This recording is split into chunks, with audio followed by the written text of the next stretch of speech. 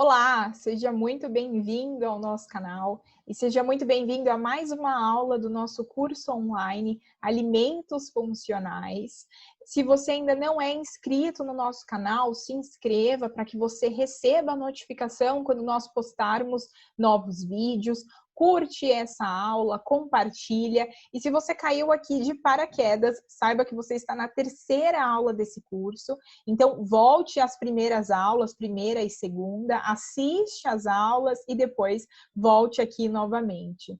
Bom, nessa aula, nós iremos conversar sobre alimentos funcionais, segundo a Anvisa, a parte 2. A parte 1, em que nós conversamos de fibras, foi na aula 2. Bom, eu sou a Audrey Coqueiro, eu sou nutricionista e sou uma das fundadoras do Prepara Nutri, que é uma empresa voltada ao desenvolvimento de cursos, e-books e diversos materiais para nutricionistas. O principal foco da nossa empresa é descomplicar a ciência para que você possa aplicá-la no seu atendimento. E com essa aula e com esse curso todo, não será diferente. Nós iremos descomplicar toda a ciência, todas essas normas da Anvisa, para que você possa inserir todo esse conteúdo no seu consultório. Bom, vamos lá. Sobre os alimentos que recebem alegação de propriedade pela Anvisa. Na aula passada, nós vimos fibras, tanto as que têm alegação de regularem o intestino, de equilibrarem a microbiota intestinal e de reduzirem a absorção de gorduras e de colesterol. Hoje nós seguimos para uma outra parte, os outros alimentos que têm alegação de propriedade funcional de acordo com a Anvisa. Uma alegação atribuída pela Anvisa é a dos probióticos, que teriam a alegação de contribuir para o equilíbrio da microbiota intestinal, desde que o seu consumo estivesse atrelado a um contexto saudável, então hábitos de vida saudáveis.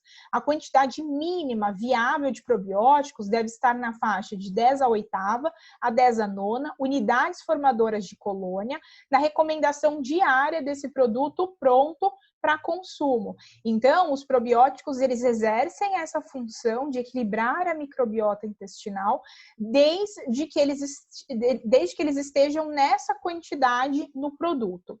Porém, nós temos aqui um adendo sobre isso da Anvisa, de que valores menores, eles podem ser aceitos desde que a empresa comprove a eficácia do produto. Ou seja, o produto ele pode conter menos probiótico, mas desde que a empresa comprove que ele funciona. Por que uma empresa, um fabricante, iria querer ter menos probiótico no produto? Porque quanto mais micro-organismos se incluem nesse produto, dependendo do produto e do micro-organismo, mais nós temos alterações organolépticas nesse produto, referentes a cor, sabor, aroma. Então, por isso que em alguns casos a empresa opta por incluir menos micro-organismos nesse produto, para que seja um produto efetivo, que tenha os probióticos, que tenha efeito, mas que também seja aceito no mercado.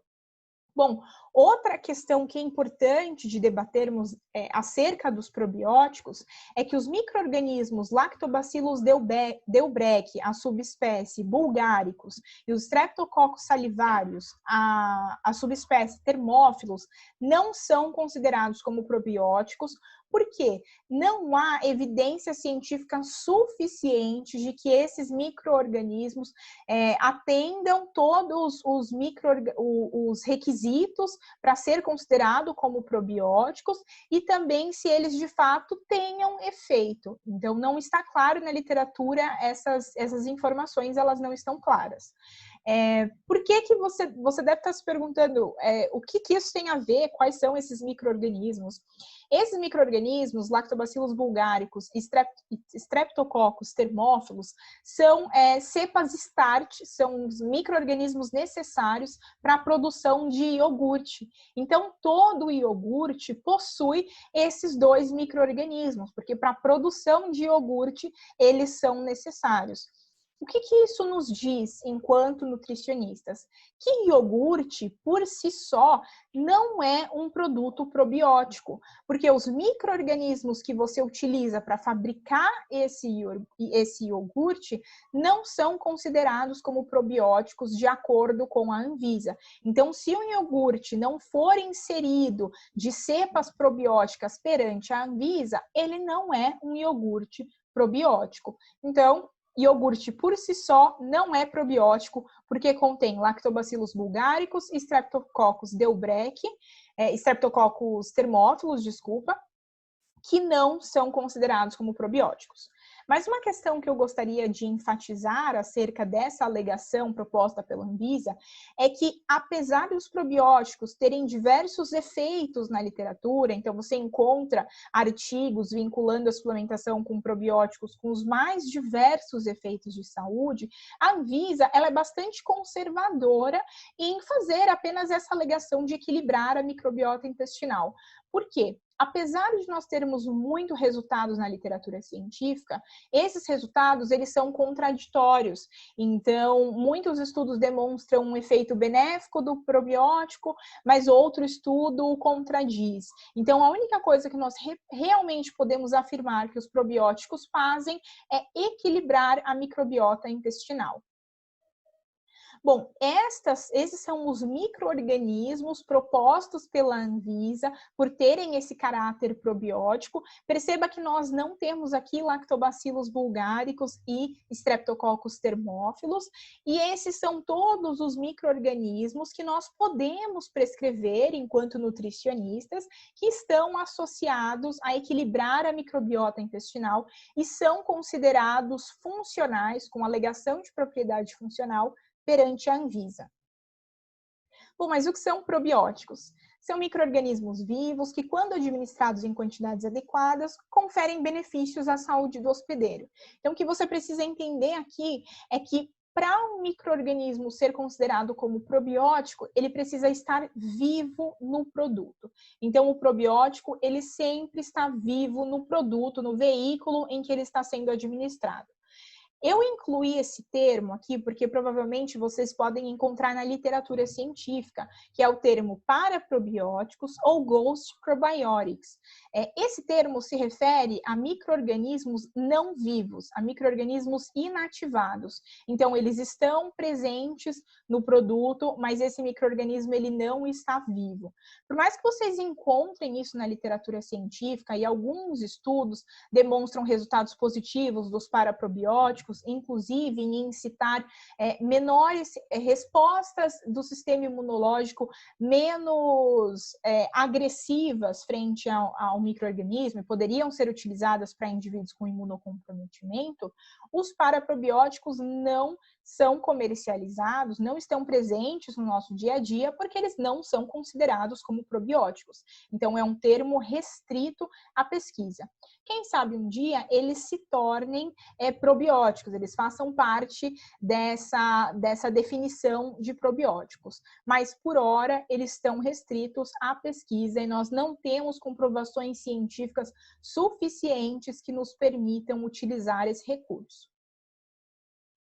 Bom, para que um micro-organismo seja considerado como probiótico, ele precisa preencher diversos critérios, diversos requisitos. O primeiro, ele precisa ser preferencialmente de origem humana. Então, não é que ele precisa ser exclusivamente de origem humana. Nós temos hoje, inclusive sendo comercializados, micro-organismos de origem do rato, por exemplo. Mas alguns estudos indicam que quando esse micro-organismo ele vem de um humano e é ofertado para outro humano, ele tem uma melhor adesão, uma melhor adaptação e um melhor efeito. Então, preferencialmente, esse micro-organismo deve ser advindo de um humano.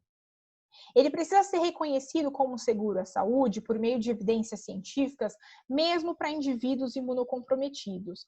No entanto, é de senso comum, na prática clínica, não utilizar probióticos para indivíduos com um grande imunocomprometimento, porque esses indivíduos podem correr um maior risco de translocação bacteriana. Então, eles podem não ter um sistema intestinal adequado, funcionando de forma suficiente para impedir essa translocação bacteriana. Eles podem ter um aumento da permeabilidade intestinal. E aí, com essa translocação bacteriana, o indivíduo pode ter diversos problemas, inclusive sepse. Então, na prática clínica, é incomum o uso de probióticos para indivíduos com grave imunocomprometimento. O probiótico, ele precisa ser viável e ativo no veículo em que ele for administrado. Então, é o que eu mencionei para vocês no slide anterior. Esse probiótico, ele precisa estar vivo no produto, ele precisa ser ingerido vivo. Ele precisa ser resistente aos sucos gástricos e intestinais. Então, além de estar vivo no produto, esse probiótico, ele precisa se manter vivo no trato gastrointestinal do indivíduo que o está ingerindo. Ele precisa ser capaz de aderir ao intestino humano. É importante mencionar que o probiótico que está sendo administrado, ele não se torna um colonizador natural daquela microbiota. Então, ele fará apenas uma colonização temporária e com a interrupção da suplementação com probióticos, em 8 dias da interrupção, nós não encontramos mais o micro-organismo administrado nas fezes, porque ele não é natural daquela microbiota. Então, quando ocorre a interrupção da suplementação, ele deixa de existir naquela microbiota em cerca de 8 dias. Então, ocorre a descamação intestinal e aquele micro-organismo já não é mais encontrado. E por isso que a suplementação, o tratamento com probióticos, ele tem que ser contínuo, ele tem que ser diário, para garantir esse fornecimento diário dos probióticos à microbiota. Bom, outra alegação de propriedade funcional que a Anvisa faz é para os fitoesteróis. A alegação seria de que essas substâncias têm a capacidade de reduzir a absorção de colesterol, desde que dentro de um contexto saudável. Os requisitos são que a porção do produto pronto para consumo tem que fornecer, no mínimo, 0,8 gramas de fitoesteróis livres. A recomendação diária do produto, ela tem que garantir uma ingestão de 1 a 3 gramas de fitoesteróis livres por dia. Então, não necessariamente essa recomendação ela precisa ser atingida em apenas uma porção por dia. Por exemplo, em se tratando de margarina, que são produtos que é um produto que normalmente se inclui fitoesteróis, a recomendação pode ser de que o indivíduo consuma essa margarina 2 a 3 vezes por dia. Então, por exemplo, no café da manhã, no café da tarde e na ceia. E aí, com a junção dessas porções, o indivíduo atinge a recomendação de 1 a 3 gramas por dia. Mas é ideal que esse produto ele forneça no mínimo de 1 a 3 gramas de fitoesteróis livres por dia. Tem algumas recomendações específicas para fitoesteróis que são: no rótulo deve constar as seguintes frases de advertência: que pessoas com níveis elevados de colesterol devem procurar orientação médica, que os fitoesteróis não fornecem benefícios adicionais quando se consome acima de 3 gramas por dia e que o produto não é adequado para crianças abaixo de 5 anos, gestantes e lactentes. Por que essas recomendações? Quando se fala em fitoesterol, e principalmente na mídia, as empresas declaram produtos com fitoesterol, a ideia que a mídia traz é que esse produto é praticamente milagroso, é quase como se fosse um remédio. Então, a pessoa que tem hipercolesterolemia, segundo a mídia, ela não precisaria procurar um profissional, ela precisaria simplesmente consumir fitoesteróis, que é uma inverdade.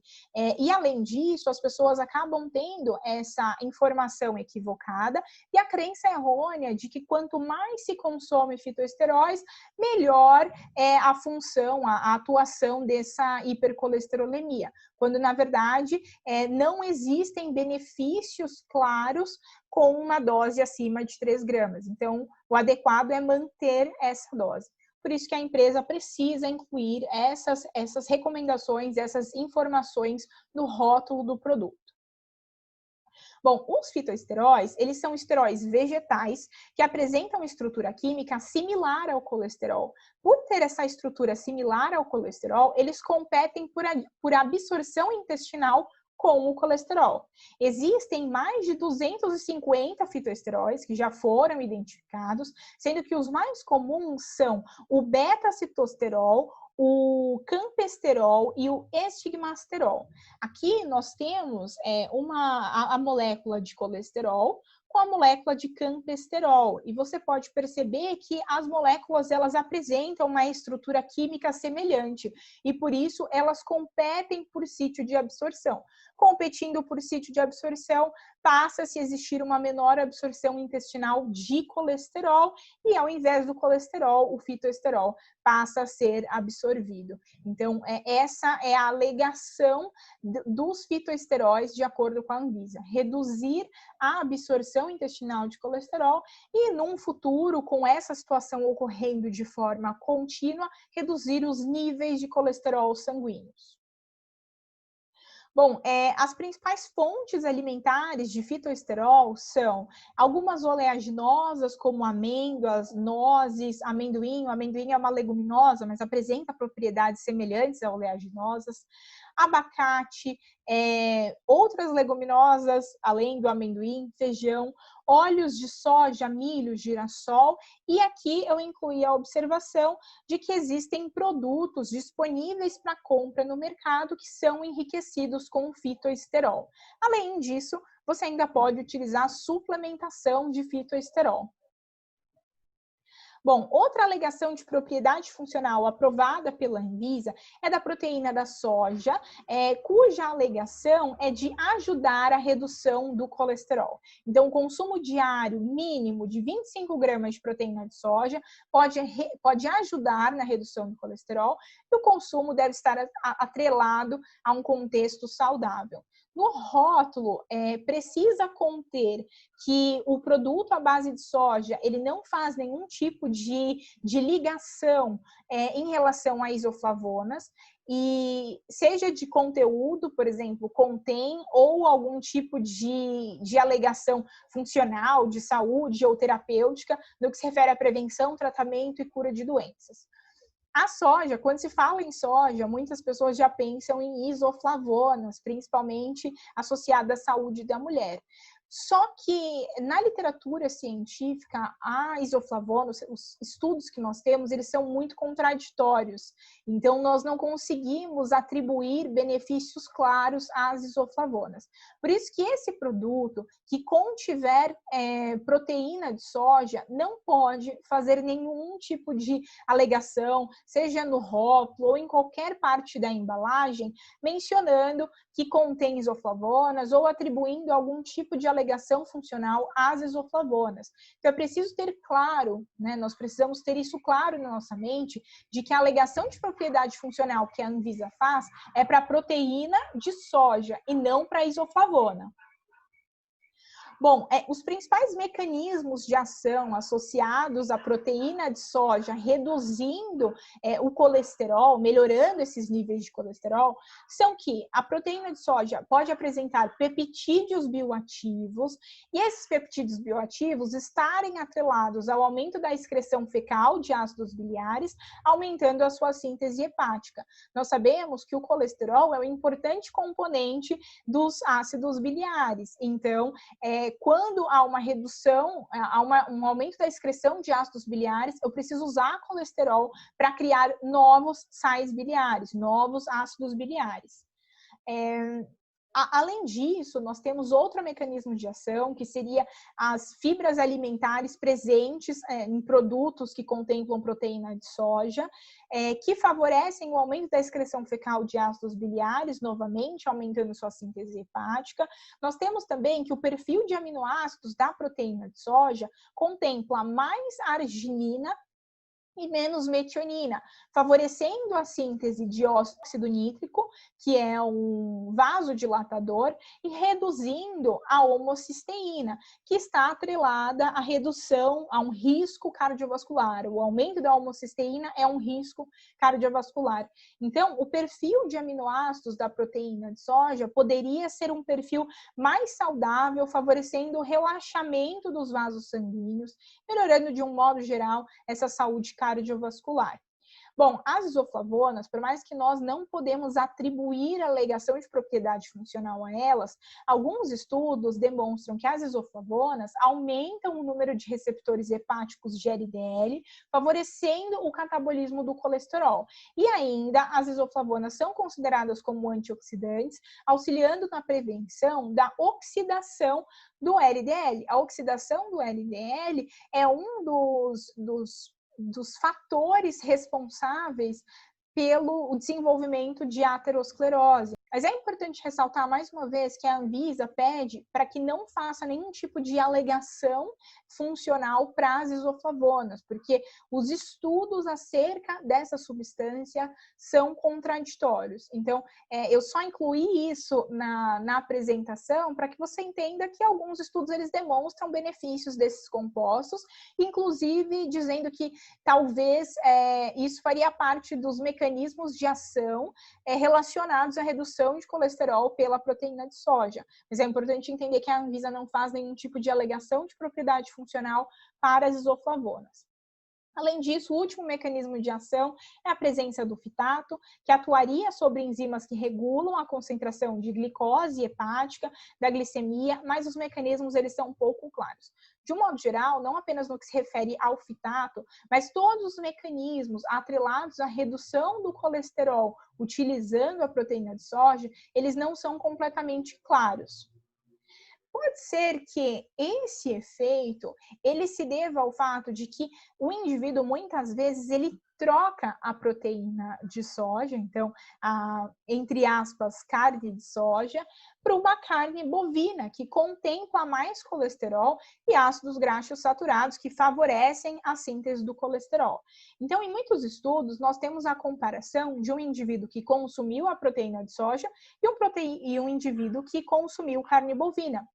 Mas é importante entender que essa comparação ela é muito desleal, porque a carne bovina apresenta mais colesterol, apresenta mais ácidos graxos saturados, então essa comparação ela não faz muito sentido. Além disso, muitos indivíduos, quando eles passam a consumir, muitas vezes se tornam vegetarianos, passam a consumir a proteína de soja ao invés da carne bovina. E por conta disso, muitos resultados benéficos podem surgir, como a redução do colesterol. Não que você tenha que parar de consumir carne bovina, mas entenda, quando a pessoa ela faz essa substituição, ela já está consumindo menos ácidos graxos saturados e menos colesterol, o que pode ter um impacto nesse colesterol sanguíneo. Então, talvez essa atribuição à proteína de soja, ela esteja muito mais atrelada a uma mudança no estilo de vida do que a proteína de soja em si, isolada. Bom, outra alegação de propriedade funcional da Anvisa que nós temos é do ômega 3. O consumo de ácidos graxos ômega 3 auxilia na manutenção de níveis saudáveis de triacilgliceróis, desde que dentro de um contexto saudável. Os requisitos são que essa alegação ela só deve ser utilizada para ácidos graxos ômega 3 de cadeia longa provenientes dos óleos de peixe, ou seja, essa atribuição ela é só feita a EPA e a DHA, então proveniente de um óleo de origem animal. O produto ele deve apresentar no mínimo 0,1 gramas de EPA ou de DHA na porção ou em 100 gramas ml do produto pronto para consumo, caso a porção seja inferior a 100 gramas por ml. Então, ou ele tem que conter essa quantidade em 100 gramas, ou ele tem que conter essa quantidade na porção diária do produto pronto para consumo. A tabela de informação nutricional tem que conter os 3 tipos de gordura. Então, mesmo que esse produto esteja fornecendo, por exemplo, apenas ômega 3, eu preciso discriminar no rótulo os 3 tipos de gordura: saturada, monoinsaturada e poliinsaturada. Porque muitas vezes esse produto contempla ômega 3, mas contempla também uma grande quantidade de gordura saturada, por exemplo. E o cliente ele precisa saber interpretar esse rótulo e verificar o custo-benefício, se realmente compensa ingerir esse produto, apesar da sua quantidade exacerbada de gordura saturada, por exemplo, numa situação hipotética. E ele precisa discriminar o teor de ômega 3, EPA e DHA. Bom, no rótulo deve-se incluir ainda a frase que pessoas que apresentem doenças ou alterações fisiológicas, mulheres grávidas ou amamentando, deverão consultar o médico antes de utilizar o produto. Bom, o ômega 3, nós utilizamos esse nome, na verdade, é uma família de ácidos graxos poliinsaturados que apresentam a sua primeira insaturação no terceiro carbono. As principais funções atribuídas à família ômega 3 são que eles participam da composição de fosfolipídios da membrana celular, exercendo funções importantes na funcionalidade das células, especialmente neurônios e células da retina. Então, fazem parte da membrana plasmática das células, conferindo uma certa flexibilidade a essa membrana, promovem um caráter fluido à membrana, especialmente em virtude das suas insaturações. E essa redução da concentração de triglicérides está associada a um aumento da lipólise intravascular e da remoção de partículas ricas em triglicérides devido à regulação do gene da lipase lipoproteica e de diversos outros genes vinculados à síntese e catabolismo de lipídios. Então, de um modo geral, esse efeito atribuído ao ômega 3, ele é bastante, o porquê o ômega 3 tem esse efeito é bastante complexo. Então, envolve diversas hipóteses, inclusive, nem todas bem esclarecidas na literatura.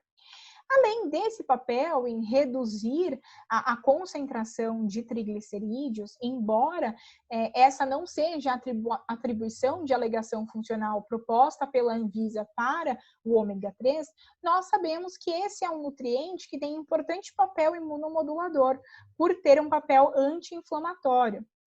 Então, o ômega 6 tem um caráter mais pró-inflamatório, ao passo que o ômega 3 tem um caráter anti-inflamatório. Ambos, tanto o ômega 6 quanto o ômega 3, têm que estar presentes na dieta. Mas o que nós temos, que é um problema, principalmente na dieta ocidental, é a discrepância entre a quantidade de ômega 6 e a quantidade de ômega 3. Então, alguns estudos científicos demonstram que, dependendo do local, dependendo do país, a população consome 50 vezes mais ômega 6 do que ômega 3, o que pode favorecer um papel pró-inflamatório, pode favorecer o desenvolvimento de uma inflamação. Então, o adequado, mais ou menos, é de 5 a 10 para 1. Então, que essa dieta apresente 5 vezes mais de ômega 6 do que ômega 3. Para isso, nós precisamos incluir fontes de ômega 3 na nossa dieta. E o brasileiro, principalmente, não tem o hábito de consumir fontes biodisponíveis de ômega 3. Mas é isso que a gente tem que tentar corrigir dentro do consultório, nem que seja por meio de suplementação, caso a via dietética esteja impossibilitada. Uma questão que eu queria mencionar para vocês é que o ômega 3 presente em fontes vegetais, normalmente é o ácido alfa-linolênico. Só que, para chegar em EPA, esse ácido alfa-linoleico, ele passa por diversas atividades enzimáticas. Ele precisa passar por diversas reações enzimáticas. E a quantidade de ácido alfa-linoleico que é convertida aqui ao final, né, ao EPA, que é o que realmente tem a função, é muito pouca. Por isso que nós dizemos que a ingestão adequada, por isso que a Anvisa faz a atribuição a EPA e DHA, que são os que estão atrelados à função tanto de reduzir a concentração de triglicerídeos, quanto de ter esse papel anti-inflamatório. Então, a alegação é proposta para óleo de peixe ou para fontes de ômega 3 de origem animal, tendo em vista que as fontes de ômega 3 de origem vegetal apresentam uma menor biodisponibilidade e há uma menor conversão dessa fonte vegetal, desse ômega 3 de fonte vegetal, para o ômega 3 que realmente tem efeito. Bom, se você não puder incluir na dieta do seu paciente o ômega 3 proveniente de fontes animais, você pode sim pensar em fontes vegetais. Mas se você tiver a opção de utilizar a fonte animal e a fonte vegetal, dê preferência à fonte animal. Bom, essa primeira aula nós conversamos sobre os esquimós, que quando se descobriu sobre os alimentos com alegação de propriedade funcional, percebeu-se que algumas populações elas apresentavam maior longevidade, melhor qualidade de vida, e algumas dessas populações uma dessas populações eram justamente os esquimós. Os esquimós, eles têm uma dieta muito rica em peixes de águas frias, que são os que contemplam o ômega 3 na sua melhor forma, em EPA e DHA. E por isso, essas populações têm uma menor incidência de doenças crônicas não transmissíveis, como doenças cardiovasculares e câncer. Obviamente, nós não podemos atribuir a longevidade e a qualidade de vida dessa população apenas pelo consumo de peixe. Então, é uma população que se exercita muito mais pelo seu estilo de vida, não é uma população sedentária, é uma população que não tem o consumo exacerbado de alimentos industrializados, por exemplo. Então, não podemos atribuir esse efeito apenas ao consumo de peixes, e sim a um contexto geral de saúde. Mas, quando se descobriu sobre alimentos funcionais, os esquimós eles foram atrelados a essa descoberta porque eles consumiam muitos peixes de águas frias e, por consequência, consumiam mais ômega 3. Bom, as principais fontes de ômega 3 que nós temos, fontes alimentares, são, como eu mencionei, peixes de águas frias, por exemplo, salmão, oleaginosas e alguns óleos, por exemplo, azeite, óleo de canola. E algumas sementes também, por exemplo, a linhaça. Inclusive, o óleo de linhaça é um óleo rico em ômega 3, mas lembrando que é ômega 3 proveniente de fonte vegetal.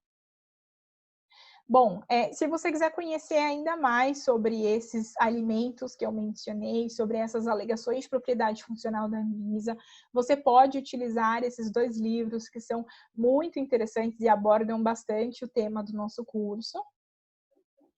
E, bom, nós vamos deixar um link na descrição do vídeo para que, se você tiver interesse em receber essa aula em PDF, para que você consiga acessar esse link e solicitar a aula em PDF para te ajudar nos seus estudos, para que você tenha esse material para estudar depois.